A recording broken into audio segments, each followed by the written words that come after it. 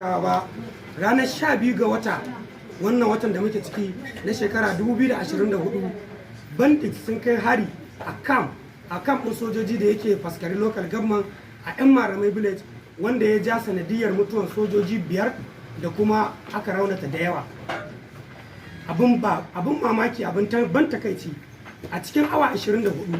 waɗannan banditin suka sake yau gangami suka sake dawowa wannan garin suka yi operation wanda suka yi shi tsawon kusan awa 10 suna operation din, suka ɗauki ɗan mutum sama da 80,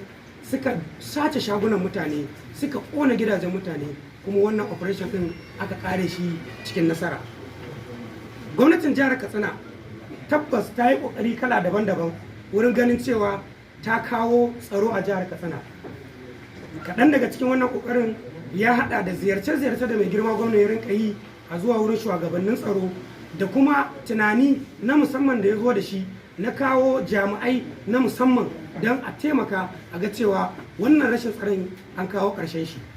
Don ku gane abin kirki ne, jihohi da yawa daga wannan yankin sun emulating wannan abun, kamar irin askarawa da aka yi a Zamfara da kuma irin community guard da aka yi a Sokoto, amma kash duk wannan kokarin da aka yi bai haifar da ɗa mai ido ba. A daidai wannan lokaci ita wannan kungiya gamayyar kungiyoyin mutanen arewa reshen jihar Katsina take kira ga gwamnan jihar Katsina da sauran gwamnoni a jihohin arewa da su yi amfani da wani abu da ake kira non-kinetic approach, ma'ana dabaru da hanyoyi ta hanyoyin maslaha, ta hanyar tattalin arziki, ta hanyar amfani da bayanai wanda za a yi amfani da su don a kawo ƙarshen wannan matsala ta tsaro da muke fama da ita.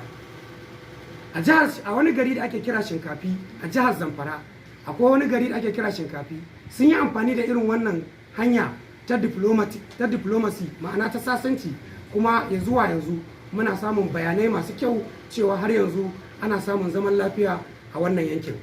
Shi yasa muke kira ga gwamnan jihar Katsina da sauran gwamnoni a arewacin Najeriya da su yi koyi da irin waɗannan, da su ɗauki irin wannan hanyoyi, ganin cewa babu abin da za a samu na cigaba a jihar nan da ma arewacin Najeriya da ma ƙasar baki ɗaya in ba an samu tsaro ba.